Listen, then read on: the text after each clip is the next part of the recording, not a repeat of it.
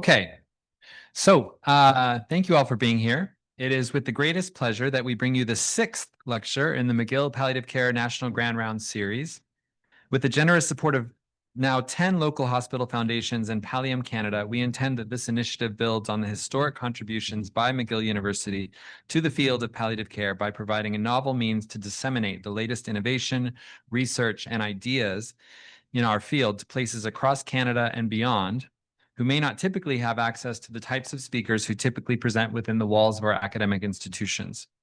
Before welcoming my colleague, Dr. Charles-Olivier Basile, to introduce this lecture, and before providing accreditation-related information for this lecture and the National Grand Rounds program, we wish to acknowledge the land on which this lecture is given.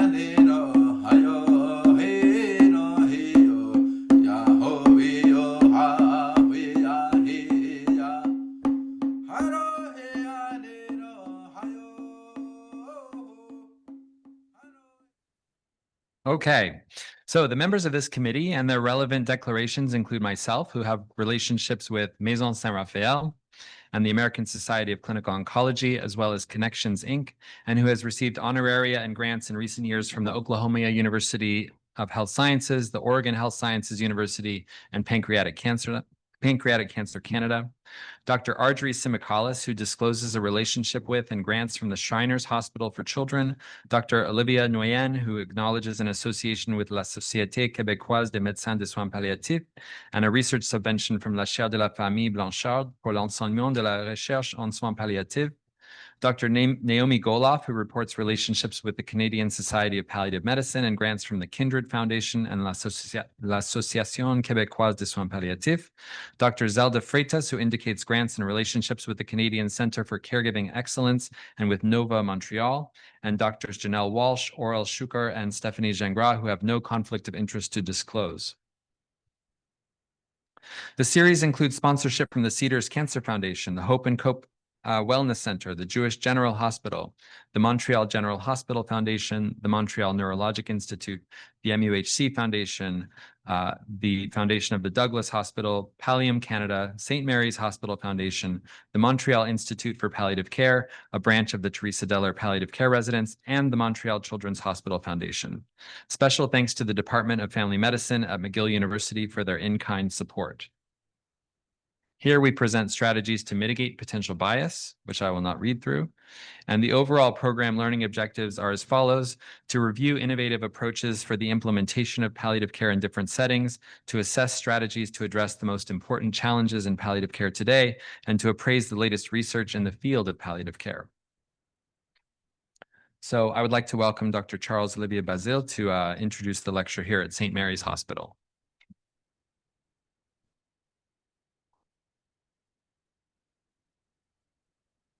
Right. Well, thank you so much, Justin. So it's a real pleasure. I'm one of the palliative care staff who works here at St. Mary's. I just want to say it's just an honor for St. Mary's to be part of this National Grand Rounds. Really want to thank the foundation for their generous contribution and all the donors that have contributed for the realization of this lecture. I also want to just highlight St. Mary's. We had our 100-year anniversary last year. So, and I also wanted to highlight that palliative care is also a relatively new field, even here at St. Mary's. Just a bit of history. It was founded, the Palliative Care Ward, in 1997 by our colleague, Dr. Justin Farley, who was mentored by Dr. Balfourmont, that probably a lot of folks here know. So without further ado, I do want to welcome our distinguished lecturer. Thank you.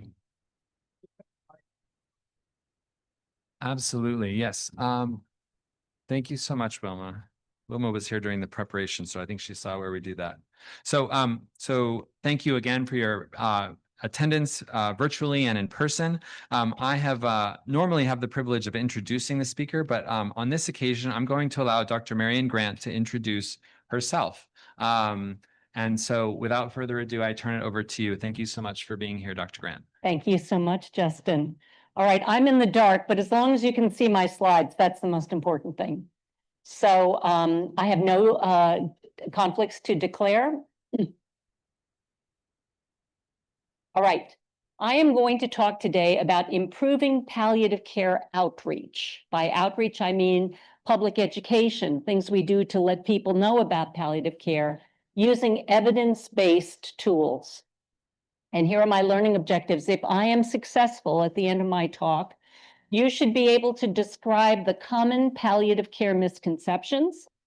You should be able to apply evidence-based principles for palliative care outreach. And you should hopefully be willing to use the text and images from a free online toolkit.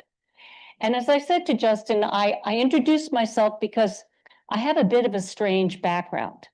First, you should know that I am a practicing clinician. I'm a nurse practitioner at the University of Maryland Medical Center in Baltimore. It's a large academic medical center there.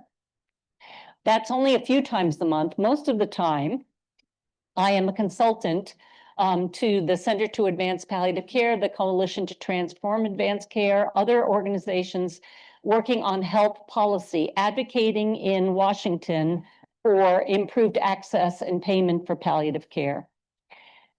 You might wonder, well, how did a clinician end up doing that? And that's because I had a fellowship that the Robert Wood Johnson Foundation sponsored in 2015, where I worked in Washington. But you still might be wondering, why is she talking today about outreach? And that is because before I became a nurse, I had a career as a CoverGirl and Max Factor executive, marketing executive. Yes, I spent years bringing the world a better lip color. If you have ever worn a two-step lip color, Justin, I won't put you on the spot. You have worn technology that Procter & Gamble and CoverGirl launched. I am wearing a two-step lip color today. I applied it after breakfast, still looking pretty good, although I'm in the dark, you wouldn't know. And it was my experience as a hospice volunteer that made me ditch my corporate career and the supermodels and go to nursing school to become a nurse practitioner. All right, so having that out of the way, I realized when I put the slides together, is spoiler alerts, is that a thing in Canada too? Okay, all right, good. All right, so my spoiler alert. When we lead with how palliative care helps people, they are very interested.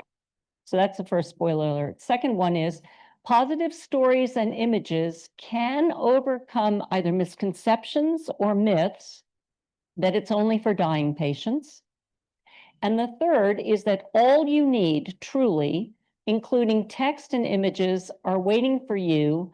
Oh, Karen, I realize you can't see the link. All right, you're going to see the link later on. The research I'm going to be sharing with you today was funded by 2 grants by the John A. Hartford Foundation and the Cambia Health Foundation. This was the name of the grants, and you can see the list of at least the leading organizations in the United States for palliative care. And the PI on the grant is Dr. Tony Bach, who is one of the co-founders of Vital Talk. You might have be familiar with his work. Okay, so let me dive in. Thank you, Justin. Why is this needed? Why am I speaking to you today? Well, first of all, I had the pleasure of looking up what do Canadians know about palliative care, and you have, oh, Karen, again, you can't see the study. So there's a link on the slide. There's a PDF of the slides available for you that have all the links on here, but there was a study done in 2022 of awareness of palliative care in Canada. And 58% of people said that they were somewhat to very familiar with palliative care. That's not a great number, but it is twice the number of awareness in the United States. So I don't know what y'all doing here in Canada, but many more people know about it here than in the United States. But interestingly, some qualitative research found that many people associated palliative care with end of life or for when other options are exhausted. The same survey talked to healthcare and social care providers about their awareness. And here it's a really big numbers. Almost all GPs and many other roles are familiar with palliative care.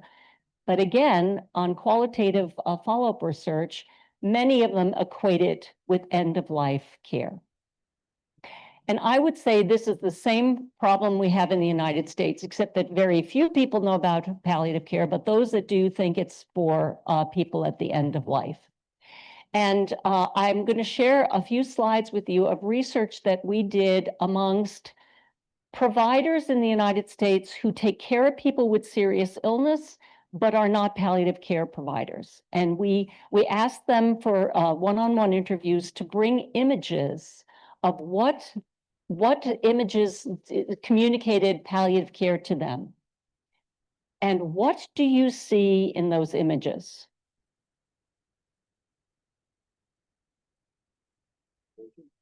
You see religion, yes, good. You see nature. Yes, so you see a lot of positive imagery, but it's kind of like the glowing light at the end of the tunnel, right?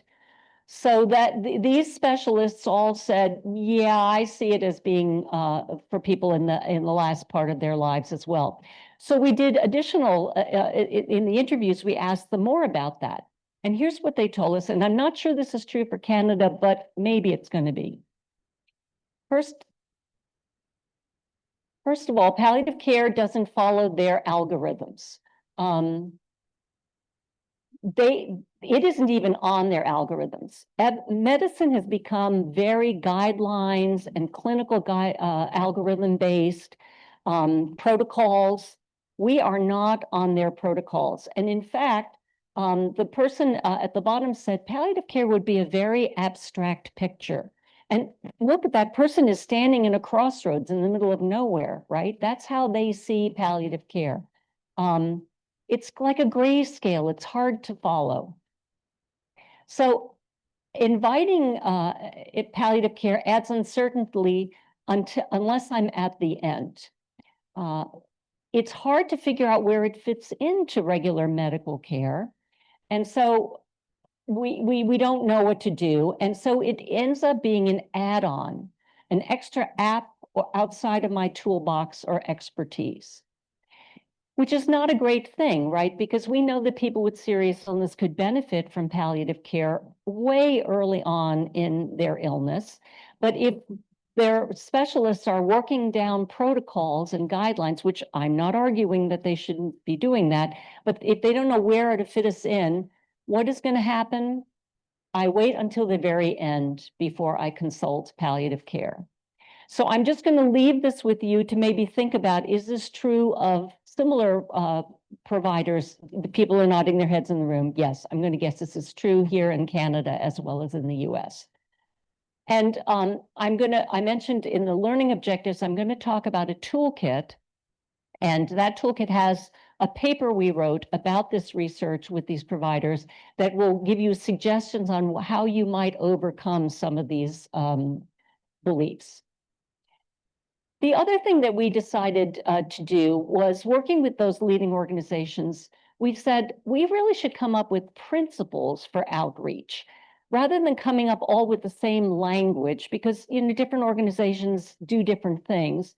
We came up with a set of principles and we developed them as a group, and then we went out and we did research with focus groups, again in the United States, both before COVID and during COVID, to get a feeling for what did patients and family caregivers and what did the public feel about these principles. So the first one is leading with the positives. We know that these services and care, they improve people's lives, right? And so any outreach we do should focus initially and from the get-go on what are those positives.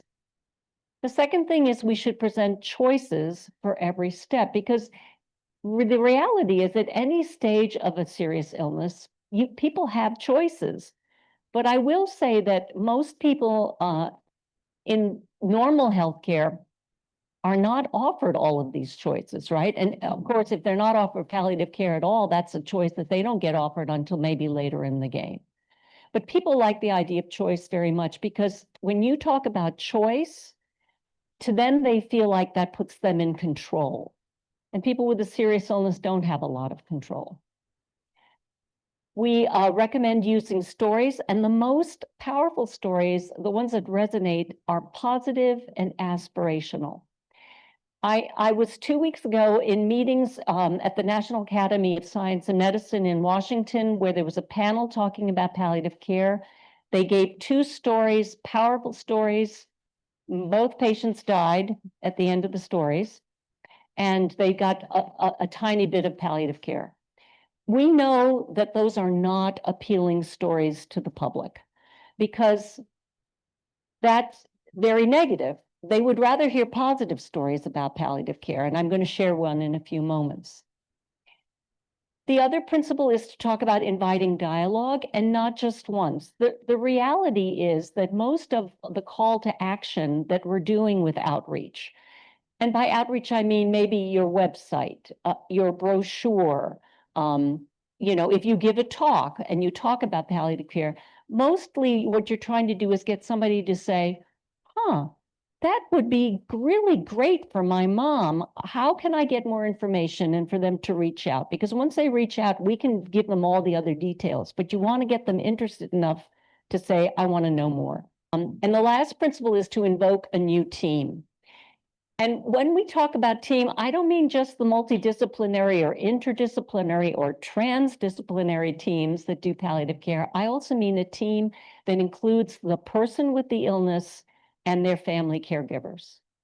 No one in healthcare is talking about them being part of a team. And so when we talk that way, we sound very distinctive and very appealing. All right. I said I was going to share a story. This is a story we shared in the focus groups about palliative care. I'm going to read it to you. Laura, 72, enjoyed her retirement until she noticed she was having trouble walking with her friends. She suspected her heart failure was getting worse, and indeed ended up at the hospital. A nurse, Nicole, came to see Laura.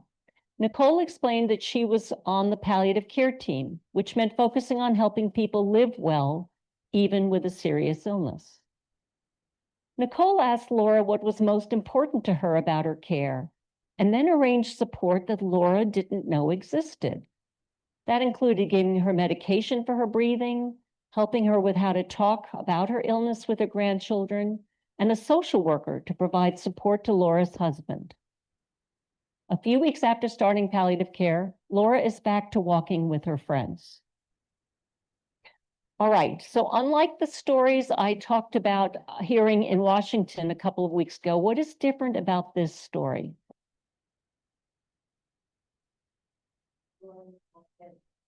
Laura is not dead yet. Thank you so much to the volunteer. You sound like a plant. Yes, Laura is alive at the end of this story. And when we read this story and showed this story to people in the focus groups, an interesting thing happened. They said, I thought palliative care was for dying patients, but I guess I was wrong. So an important way to try to deal with misconceptions and myths is to go at them a little bit sideways, is to give people examples where it doesn't reinforce the misconception and they start to think, well, maybe I should rethink this. The other thing about this story is that you see the image of the 2 people along with it. We are very verbal people in healthcare, but we are very visual people as a species. You know that a picture is worth 1,000 words. And so it is probably almost more important what pictures and what images we use than the words we use around those images. And this brings me to my favorite slide in this talk, which is that the images, any visuals, so it could be a photograph, it could be a graphic, it could be a cartoon, whatever, should be also positive and aspirational. They should reinforce the benefits of palliative care. So if we're talking about palliative care lets you stay home more, maybe an image of somebody at home. Palliative care lets you spend more time, quality time with your family, maybe an image of somebody with a family. And that is why I'm going to beg you, if you remember nothing else from this talk, we have got to stop with the old clasped hands. I am on a one-woman crusade, and I am making some progress in getting us to stop with the hands. We love the hands, right? They look so kind and so supportive, but the public looks at that and goes, ew, old hands. I don't want to be old, right? And they look a little bit passive, like somebody is providing care. No, I want to be living my life, right, with palliative care's help. So instead of the hands, I would ask you, and I'm going to give you resources to help you, that we show images instead of people who are living well. This is one of Tony's patients. He has pancreatic cancer, but he is living with his wife. They're on their deck, and they look like normal people, right? And they look like if you were sick, you would want to be this guy. You would at least want to feel like you could be living a more quality, normal life. So the goal with any images is motivation, not veracity. And I put that in because a lot of people say, Marian, my patients don't look like that. And I say, yes, because we get them at the 11th hour. Maybe if we used more images like this, people would call us sooner and ask their doctors to see us sooner. And then you would have pictures of younger or more youthful or healthier patients. But I will tell you the thing with the hands, it's like, do you have kudzu in Canada? Kudzu, it's a weed that grows over everything. They planted it in the South, and it's all over the United States now. It's like one of those invasive species. The hands are everywhere. So here's a quiz for you. I'm going to show you two images.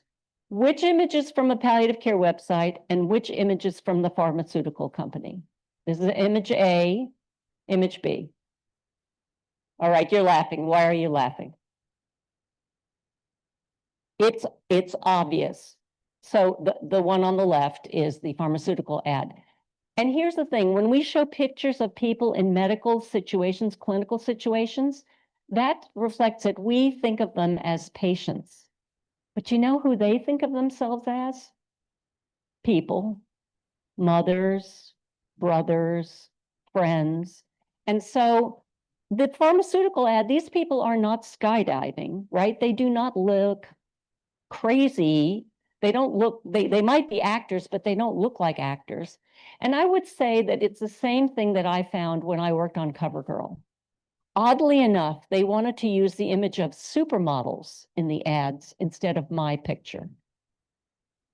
They used Christy Brinkley. They used Nikki Taylor. I was like, I would do it for much less than they. But we were not going to sell much lip color with my being in the ads. So try to use pictures where it isn't clear who the patient is, and you look like people are not in a medical situation. All right, but like I said, the hands are relentless. So 2 weeks ago, I had a blog published. I was a co-author on a blog published in the Health Affairs Policy blog. And this is the image the journal chose. My colleagues were delighted that it ran, and I was like, oh, I'm the no hands lady. I got to get that out of there. So I contacted the editor and I said, please switch out. This is not helpful. Please switch it out. And so this is what they switched it to. Still look too medical. At least I got rid of the hands. All right. So my professional reputation intact. Okay. You might be thinking, well, what if I want to use a definition of palliative care? And I would say that is a great idea. There are many definitions of palliative care, but there is only one that I know that was tested with the public. Okay, they were tested with Americans, but I would nominate you, consider using it. And that is a definition from CAPC. And when people saw this definition, 95% of people were interested in palliative care. Which honestly, if I had had 95% of women interested in my lip color, I might still be at CoverGirl, okay? The things in red are the key phrases that people found of most interest. And again, I think we're going to send you the slides where the formatting will be a little bit better, so you'll be able to see this. If you wonder why we call it serious illness, I think this research is one of the genesis of that, where they tested the phrase serious versus advanced or terminal, and serious was preferred. Why do you think that would be? Does anyone want to have advanced or terminal illness? No. Those things sound pretty scary. And again, we are trying not to scare people off. We are trying to say if you earlier in an illness, before it's terminal or advanced, you could get palliative care. So that is where the term serious comes from. But the thing I will tell you, and people hire me actually to look at their websites or look at their brochures and say, you know, how could they make them better? A lot of organizations, palliative care organizations, open their communications with the definition of palliative care, even with the CAPC definition. And I would say to you, a definition alone is not enough. Because what do you care what the definition is if you don't know why you'd be interested in something? So I have another example for you. How many of you in this room either have iPhones or smartphones? Just a show of hands. Okay, let the record show pretty much everyone raised their hand. Okay. I'm going to guess you did not part with what is probably hundreds of dollars for those things because of this. This is the definition of an iPhone. This is actually an AI generated definition. So I've moved into the 21st century. It is accurate, right? Is it motivational? Not really. Would you pay $900 for that? No, but you might pay a bunch of money for this experience. So this is the difference between a definition and something that is more emotionally motivating to people. And I'm going to show you examples in a little bit of things that are very motivational to people. All right. I've mentioned the toolkit. So now I'm at the portion to talk to you about this toolkit. This is free. It is online. I will give you the address on the last slide. And it has all sorts of great stuff in it. There are places where you can borrow, you can use headlines and images. So if you don't have any of your own, you can learn more about outreach. A lot of the articles that we've written for this project are all uploaded on the toolkit. There is a whole section in it about palliative care. And it talks about how not to message palliative care as end-of-life care, because obviously, if we do that, it just reinforces the misconception we're trying to overcome. And so there's a before and after section that talks about we shouldn't introduce palliative care by saying it's not hospice. And yet, at the same meeting where they told the two very tragic stories on a palliative care panel, the first thing the moderator said was, I know a lot of people think palliative care is hospice, but it's not. And I get it. You understand that that's a misconception people have. So you think, how can I correct it? I will tell people that they are wrong. But the social science actually says that backfires. So 15 years ago, we had a horrible communication problem in the United States around palliative care and advanced care planning called the death panels. Did anyone hear about those? Yes, it doesn't sound appealing because it was meant not to be appealing. And they were a lie, they were untrue, but a researcher did a study where they helped show people that they were a lie. And at the end of that experience, more people believed in death panels than before. So debunking myths is a dangerous thing as well, because when you say something is a myth, you actually reinforce the myth. So we are saying, do not open palliative care conversations by saying, not for dying people, because that is going to, what are people going to remember? Hospice and dying, those are loaded emotional words. And then when we open with them, people think, I can't remember what they said about palliative care, but there was something about hospice in there. No, that is not what you want, right? So I looked at your government site for palliative care, generally really good. Palliative care can improve quality of life, very nice. Talks about serious illness, again, very nice. But then it goes on, there are many myths about palliative care. Let's clear some things up. I'm afraid that's only going to reinforce those myths. And many people do this, not just in palliative care. Many people think the way to go at myths is to just tell people that they're not true. But unfortunately, I'm just telling you that the science would argue otherwise. So you're best not to acknowledge the myths at all. All right. So at this point in the talk, many of you are thinking, well, Marian, this is all well and good, but I don't have an ad agency. I don't have a way to get images. I'm a clinician.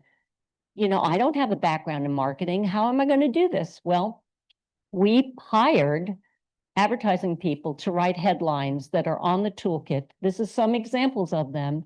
You are welcome to steal or borrow or use any of these if you would like. You can live well while caring for your heart. We get your doctors to talk to each other.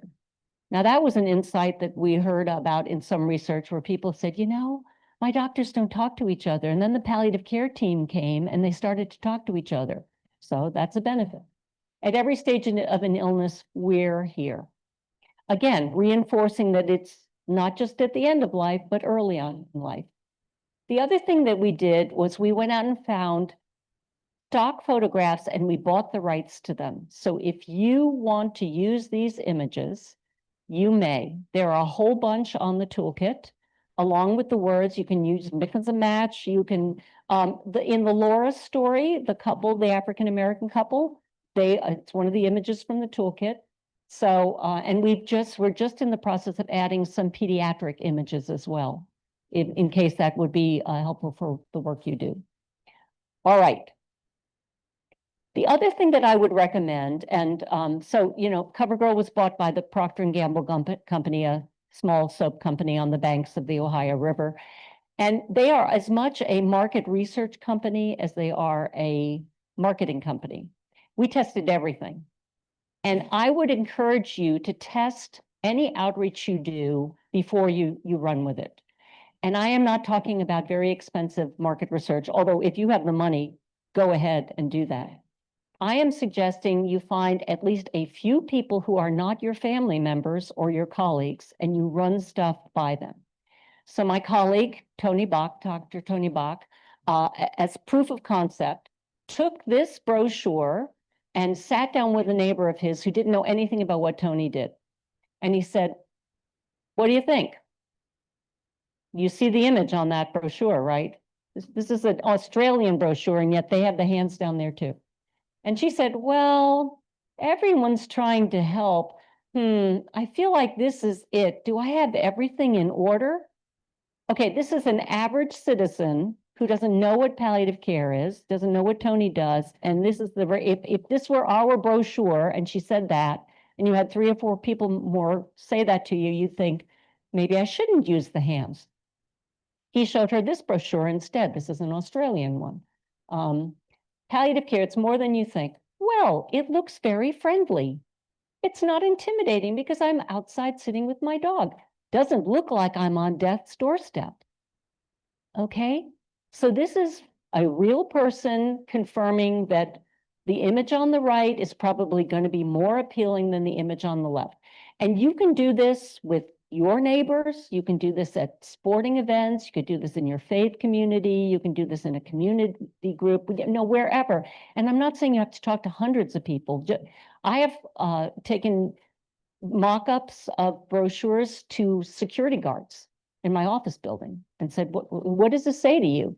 Because you want to get what the average person might think. Okay. So you might think, if you are in the outreach business, how does my outreach stack up against these principles? Here are some examples that I want to share with you of real palliative care campaigns. I'm on a Commonwealth theme today. I brought you only examples from the Commonwealth. So palliative care gives me a quality of life I thought was lost. And here are two people, you don't know who's sick, right? And they look like real people. They're having a good time. Something that anybody with a serious illness would probably think, wow, I wish that could be me with my friends. Here's another campaign, palliative care for LGBTQ plus people. You don't know who is sick in this one, right? Is it the which woman? Which is it the child? You don't know, but they are having a great moment. They are not skydiving. So this is an example of real looking people living what look like appealing lives. And again, for people with serious illness or the caregivers, that's a very compelling idea. This is the homepage for the National Coalition for Hospice and Palliative Care. Okay, now I'm back in the US, not part of the common world. And those people, I don't know, they're like having an amazing time. I don't know who those people are, but you know, they're in some social situation. Again, you don't know who's sick. It's not clear who the patient is. Here is their page for pediatric palliative care. Now, that is not an easy thing to sell to people, right? But if you were a family or a parent and you saw that, maybe you would think, wow, maybe palliative care would help my child, rather than, oh, it's end-of-life care and I'm not going there. So I don't mean to make it sound simple, but this is all doable. I'm now going to summarize the key points from my talk, and then we'll have time for question and answers. So use the principles for further outreach, lead with the positives and positive stories. There are 5 principles. You can't do all 5, but if you have to pick 1 or 2, I would nominate these are the ones that you should pick. If you use images, steal ones from our toolkit or use ones where it's not clear who the patient is. No hands. Please, if you can promise me, you will stop with the hands. Stop comparing palliative care with hospice or trying to debunk myths.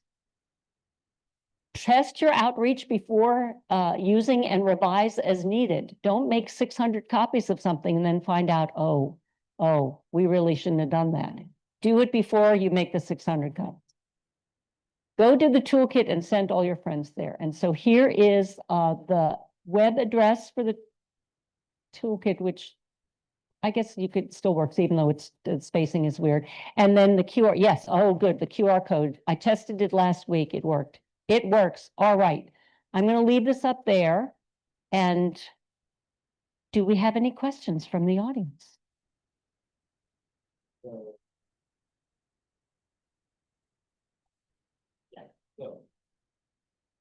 So thank you so much, Dr. Grant.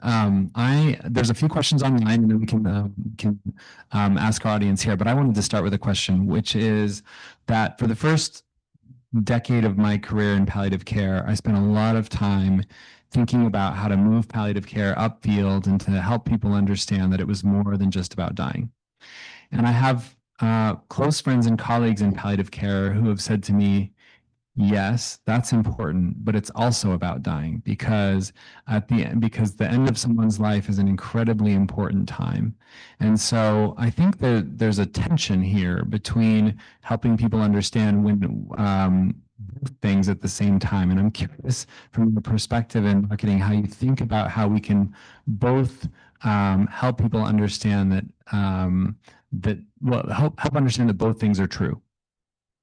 So it is really tricky. When I came into the field, I thought, I'm a marketing person. I'm going to sell the public on dying well. I don't think it's possible. I don't think it's possible. We have survived as a species because we were all about life prolongation. We are many, many generations down from those folks who were able to keep themselves alive long enough to procreate. And so it is going to be very difficult to get the general public to say, dying well, yeah, okay? So that's why I don't think we should lead with that from a outreach standpoint. Now, I'm a clinician who is part of the acute death team at my hospital. Do I talk about end of life? I talk about it all the time, but that's not how I go into an interaction, right? Those conversations come up when people get palliative care. And if they get ordered it late, we will have those conversations with them. But I don't know that it is believable to the public that you can die well, nor is it of any interest to them.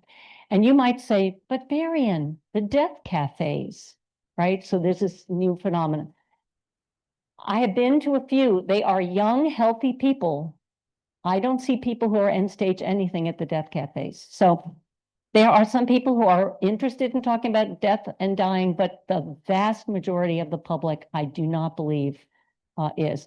And we're about to see, you know, one of our senators in the United States 2 weeks ago, when they asked her about cutting funding for healthcare, she said, well, we're all going to die. That was her let them eat cake moment. You know, I'm not sure that's a compelling idea to say to the public, well, you're all going to die anyway, so I'm going to take your health care away from you. Probably not a great way to go. Yeah, thank you, Jody Ernst, for that. I just want to read a comment and I'll look around and see if there's any questions here. But there was a comment in the chat. Thanks for the stop with the hands comment. I've been crusading against them for 20 plus years. No success so far. Can we also crusade against butterflies and white doves since we are on the topic? We can. So Tony Bach has a great talk about this. Look, the public and or our patients are not stupid. They know butterflies and sunflowers are euphemistic symbols of going to the great beyond. We would be better off not showing them those things if we want them to call us in earlier. People said that they wanted to see you, and so since we'll share the slides, we'll give them a chance to do that. Are there any questions from the audience before I look to more questions online? Yes. So thank you. Great presentation. I have a question. I mean, maybe it's preaching to the choir. I'm not sure it's necessarily going to be, I feel like I expect the answer, but I'm wondering what your thoughts. I mean, sometimes people even talk about changing the name of palliative care. To me, of course, my own reflection is that no, I hate the idea of like taking away the word and what it means, because the history is very rich. But I'm just wondering, you know, what's your thought in terms of the whole marketing piece and whether palliative itself, is that something, because it has unfortunately carried a baggage and people associated with death, should we consider that? So it's a great question. I'm glad you brought it up. I believe that in certain contexts, so oncology, where the term palliative is referred to treatment that is no longer curative, and so that no cancer patient ever wants to hear that. And so I think maybe in oncology, supportive care might be better, although supportive care versus cyberknife, it doesn't sound like a fair comparison. I think as long, we could call it aardvark, as long as we use the hands and butterflies and we talk about how it's not for dying patients, it doesn't matter what we call it. I think renaming the field is a rebranding we just don't have the resources to do. Look, we have national organizations in the United States that have palliative care and hospice in their names. So I say, you know, the American Association of Hospice and Palliative Medicine, that is a problem. Maybe we should just use the initials, you know? So I'm not saying get rid of palliative, but I think if we could do enough, again, in the United States, most people don't know what it is. So if we talked about it in a better way, we might be able to get rid of some of it. With your 58%, I'm not quite sure how that works. I'm not a Canadian messaging expert, sorry.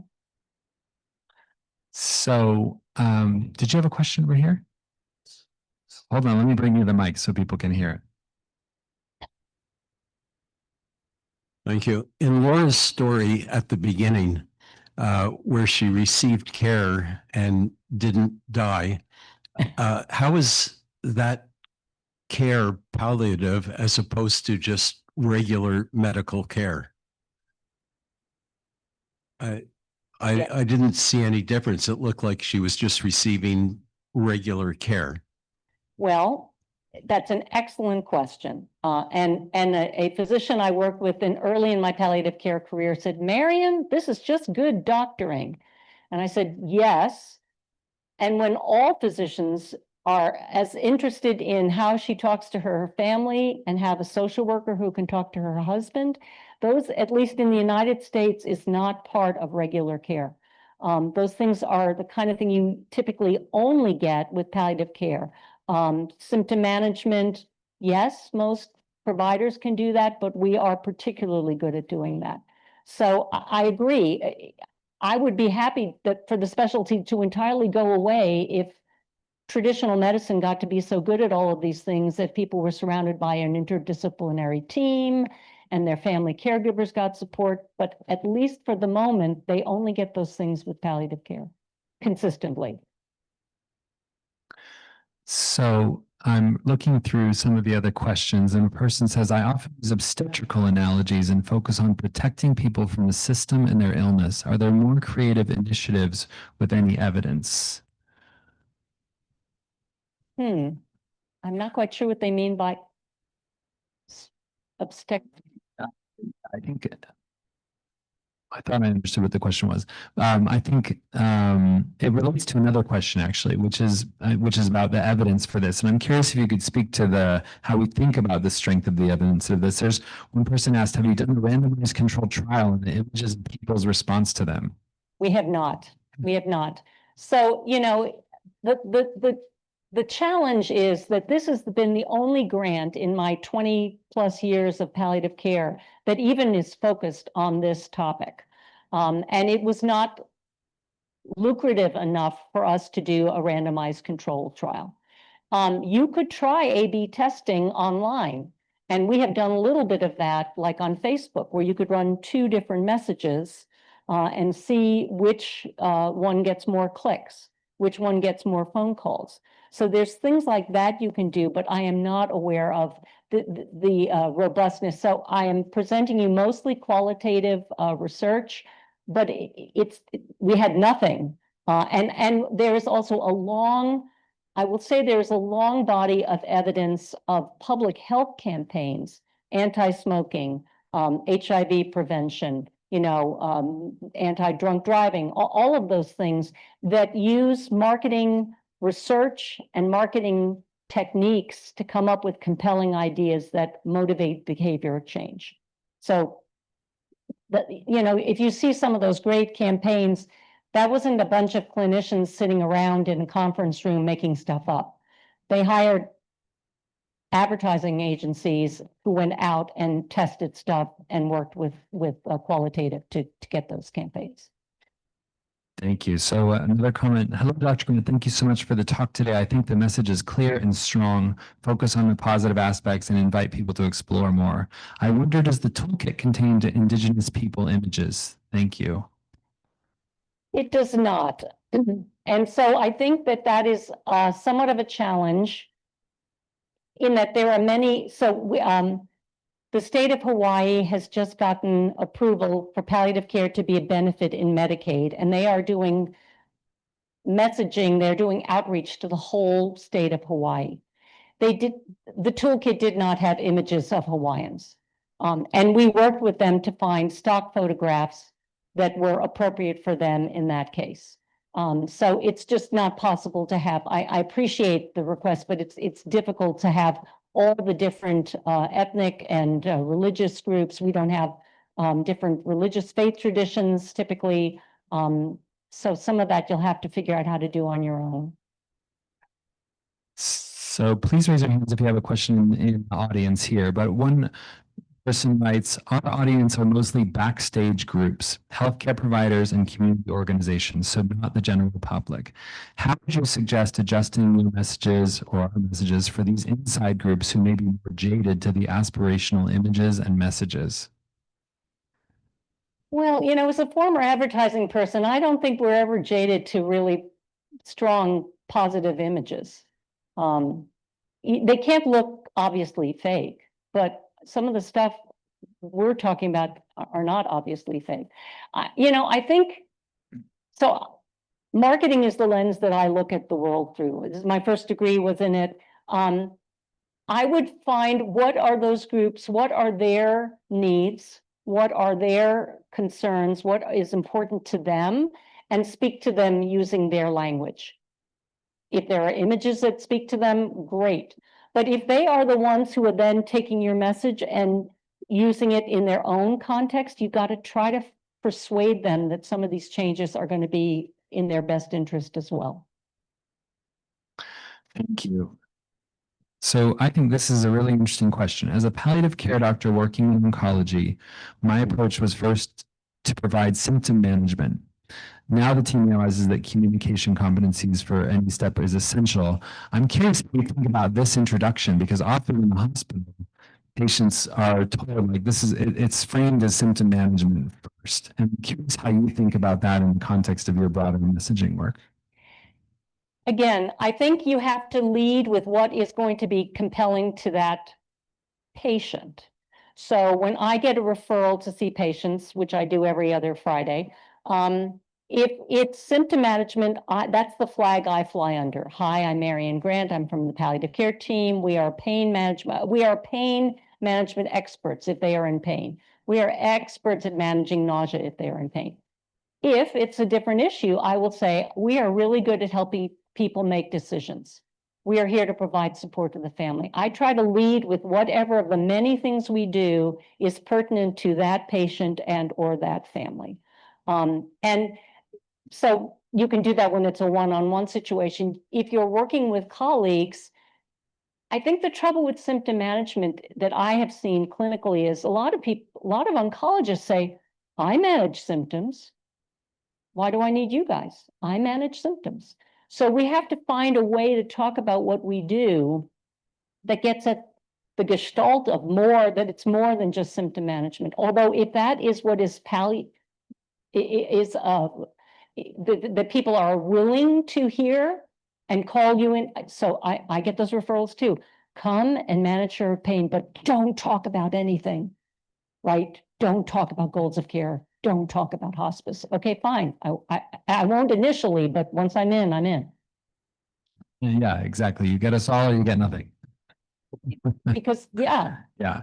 I'm curious how you think about this work is about driving public demand for our services and our colleagues. And I think one of the things that many health systems are struggling with are ensuring to provide the access that we idealize as being the best version of palliative care. And we know that there's a shortage internationally in palliative care providers that we anticipate will persist. And so I'm curious in the discussions that you're policy level about how we think about the balance between this messaging that in theory would drive people to us earlier and the potential consequences for us as health systems who have limited resources. So it is the chicken versus the egg. Do you wait till you have resources to do the messaging, or do you do the messaging and then go get the resources? I'm just going to remind everybody of how we changed how people give birth in North America 50 years ago by letting, partners be present, by building birthing suites, right? Because the public was asking for that. And it became a thing ultimately that hospitals had to compete on. I remember this. All of a sudden, the billboards, we had birthing suites, right? This had not been a competitive point up until that point. Now, are we going to have billboards up about palliative care? I don't know. But I think if we had more patients asking for it, and more patients asking their insurance companies, why aren't you paying for this? How come I heard my sister in Milwaukee got this. How come my brother in Arizona not getting this? I think some of the workforce problems would resolve, because that would create a vacuum, because if we wait until we have enough staffing, we will never have enough staffing. In addition to the many comments about how much this talk is appreciated, some people are commenting on the fact that my mic is going in and out. So I'm going to read one more question and then we'll bring it to a close. You touched on the negatives of using advance to modify illness. Do you have opinions or experience about using advanced care planning, in quotations, say, versus future care planning in messaging to the public? So I think advanced illness doesn't sound really good, but advance, without a D, care planning is care planning you do in advance. I don't think that's an issue in that context. What I don't think is a great idea is calling advanced care planning end-of-life planning. That is another non-starter for the public. And we've been doing that for 40 years, and we wonder why only 30% of people in the United States have advanced directives. So. Okay, well, with a couple left, I would say thank you to you. Someone said this was one of the best, this is my favorite talk on palliative care thus far. So that's great. I would like to put up our, I'm going to share our evaluation form because it's important that we evaluate, that you help us evaluate these lectures and how they are delivered. We are constantly trying to improve first year of this lecture series. So please, if you have a moment, take the time to complete your evaluation online. We really do take these seriously and are working hard to make sure this is the highest impact lecture series in palliative care in Canada. So thank you for contributing. And I'll say thank you again to St. Mary's and the St. Mary's Hospital Foundation for supporting this lecture. We have over 2,000 people registered for this series around Canada and around the world. And we have, it's really thanks to your support that we're able to do this. I'll put in a final thanks to the Department of Family Medicine for their support. And we will look forward to seeing you again at our next lecture with Dr. Harvey Chochinoff in September of this year. I hope everybody has a great summer until then. So thank you all for attending, and thank you, Dr. Grant, for being here.